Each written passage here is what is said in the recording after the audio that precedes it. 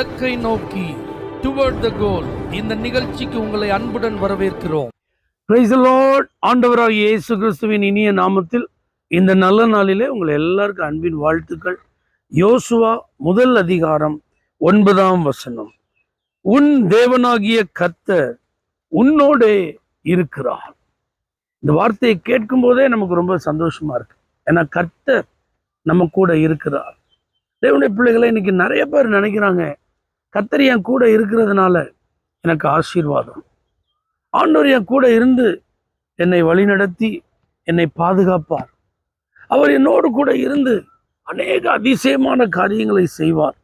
உண்மைதான், இதுல சந்தேகமே இல்லை. தாவீதின் வாழ்க்கையை கவனிச்சு பார்த்தா அவன் நாளுக்கு நாள் விருத்தி அடைந்தான். அதற்கு பின்னாடி ஒரு வார்த்தையை சேர்த்து வேதம் குறிப்பிடுகிறது, கர்த்தர் அவனோடு கூட இருந்தார். நிச்சயமா கர்த்தர் அவன் கூட இருந்ததுனால்தான் அவன் நாளுக்கு நாள் விருத்தி அடைந்தான். இதுல சந்தேகமே இல்லை.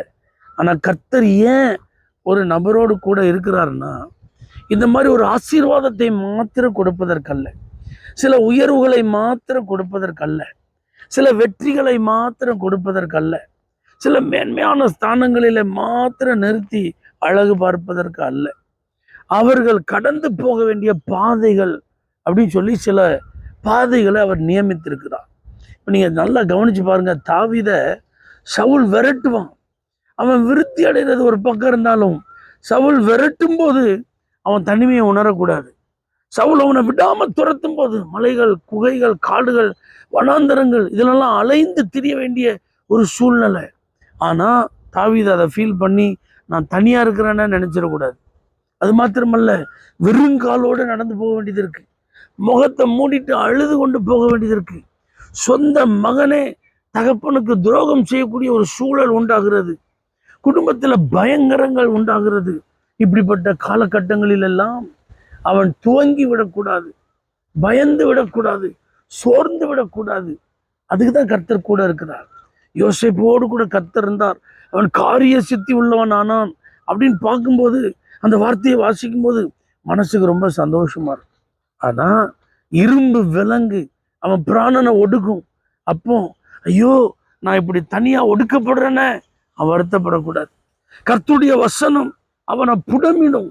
அந்த புடமிடப்படுகிற காலங்களில அவன் சோர்ந்து போயிடக்கூடாது.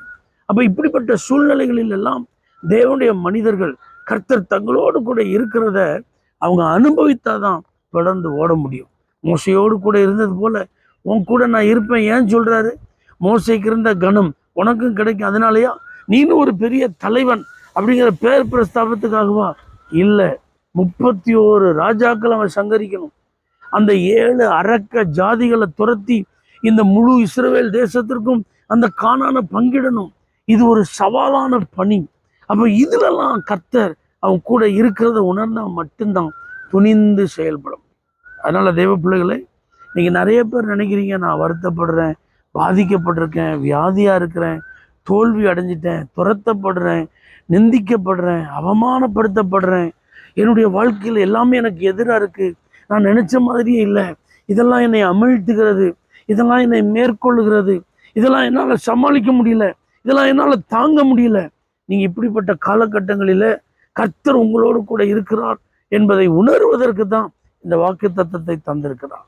அதனால நன்மையான காரியமா இருந்தாலும் பரவாயில்ல, தீமையான காரியங்களா இருந்தாலும் பரவாயில்ல, சந்தோஷமான அனுபவங்களா இருந்தாலும் பரவாயில்ல, கண்ணீரின் பள்ளத்தாக்கா இருந்தாலும், நீங்க கடக்க முடியாத பாதைகள், நடக்க முடியாத சூழ்நிலைகளில ஆண்டவர் உங்க கூட இருக்கிறார் என்பதை நீங்க புரிந்து கொள்ளதான் இந்த வார்த்தை எழுதப்பட்டிருக்கிறது. தைரியமா இருங்க. எதிர்மறையான எந்த காரியத்தை நீங்க ஃபேஸ் பண்ணிட்டு இருந்தாலும் இந்த வார்த்தையை நம்புங்க, கர்த்தர் என் கூட இருக்கிறார். இந்த வார்த்தையை நீங்க விசுவாசித்து அவர் உங்க கூட இருக்கிறத நீங்க அனுபவித்தால் நிச்சயம் உங்களுடைய வாழ்க்கை சுமூகமா இருக்கும், ஆசீர்வாதமா இருக்கும். இப்ப இருக்கிற இந்த துயரங்களெல்லாம் நீங்க கடந்து வெளியே வரும்போது கர்த்தரை பார்த்து சொல்லுவீங்க, என் கூட நீங்க இருந்ததுனாலதான் இதையெல்லாம் நான் கடந்து வந்தேன். ஆகவே கர்த்தர் உங்க கூட இருப்பது சும்மா பெயர் பிரஸ்தாபத்திற்காக அல்ல, உங்களுடைய வருத்தமான வேதனை நிறைந்த சூழ்நிலைகளில் உங்களை நடத்துவதற்காக. பரலோக தேவனை, எதற்காக நீர் எங்களோடு கூட இருக்கிறீர் என்பதை புரிந்து கொள்ளக்கூடிய கிருபையை தார். இயேசுவின் நாமத்தில் பிதாவே, ஆமென். For prayer contact, Pastor J. J. Kumar, El Shaddai Ministries, 9500252586, Surandai.